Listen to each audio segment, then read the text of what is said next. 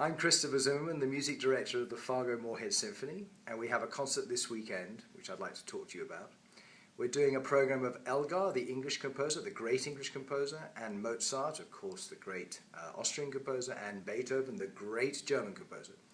And three pieces which I think are amongst the best of all the pieces of these composers, who indeed have written tons of fantastic pieces. The first piece is by Elgar. This is a piece just for string orchestra, a very big string orchestra. He wrote two pieces, in fact, for string orchestra. One called Serenade for Strings, which is kind of a very light, sort of somewhat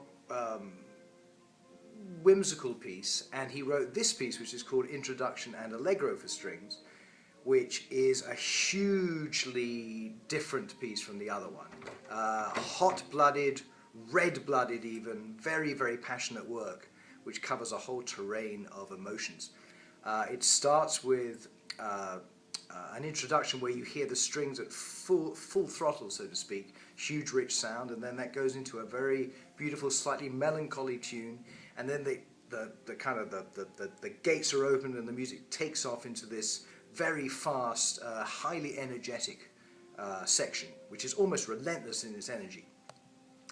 And then that breaks off at one point into a fugue, which is, I think, Elgar's way of paying tribute maybe to one of his great predecessors, Bach, who wrote a lot of fugues, and also a way of telling his audience that he himself was a great composer from a technical point of view, because he was actually self-taught. He didn't have any famous teacher or even famous mentor, all done on his own, and he had kind of a slight chip on his shoulder compared with some of the other composers of his time who were studying with great masters from the past. So with this fugue, he really shows his sort of pyrotechnical virtuosity. Then after that, the first music comes back, this great fizzy, energetic, fast music, and then it goes into an even faster bit at the end, and sort of it all ends with a sort of wrapped up with a very fiery conclusion. Really exuberant, really emotional music, sort of in some ways very un-English, in some ways. And then we're performing a Mozart piano concerto. He wrote 27 at least, I think, and this is number 24. And this is really one of the best for maybe a number of reasons. One is that it's a very dramatic work. It's actually, for him, it's quite a lengthy work. It's about 25 minutes. It's a serious piano concerto. And another thing about it is that it's in a minor key. So it has a kind of, sort of a melancholy sense, very dramatic sense to it. Very few of his pieces, or at least his concertos, are written in the minor key. And somehow when he chose a minor key, it was like, okay, I'm in serious business now. And when he writes in C minor, which is what this one is, it's not only serious business, but it's kind of, in a way, tempestuous in places. And as I say, it has a sort of melancholy pull. It's not at all, when I say melancholy, it's still full of rich tunes, and it's a totally beautiful piece, actually, from beginning to end. But it's not a particularly cheery piece. And we are actually...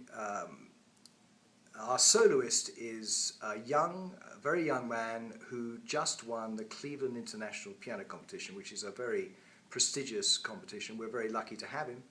He's a German pianist, and he's actually known, in fact he won the competition with the music of Beethoven and Mozart, and most winners of these competitions tend to win with more romantic pieces like Rachmaninoff or Tchaikovsky.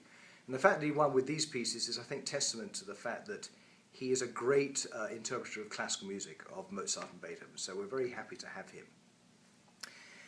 And the final piece on the concert is Beethoven's Seventh Symphony. Now, all Beethoven's symphonies are really well known, and maybe the fifth is the best known, and the ninth is well known because it's the one with the chorus.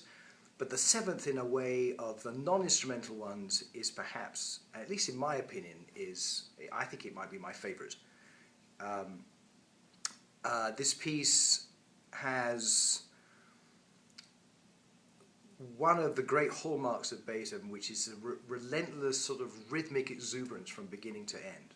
And particularly the outer movements, you'll hear how he chooses such sort of simple motives, just scales, even in times just playing one note, and he generates tremendous excitement and energy from this one note, and plans out a whole sort of adventure story from the simplest of means. Both the outer movements, the first movement and the last movement in particular, have this relentless energy, and the end, it can hardly fail to bring you to your feet, I think, because of this bristling, exuberant energy. And in fact, this is the first symphony. He wrote 9, so this is quite a late symphony out of the 9, being the 7th. This is the first one where he actually writes the marking FFF, which in his case means as loud as you can possibly play, bring the roof down.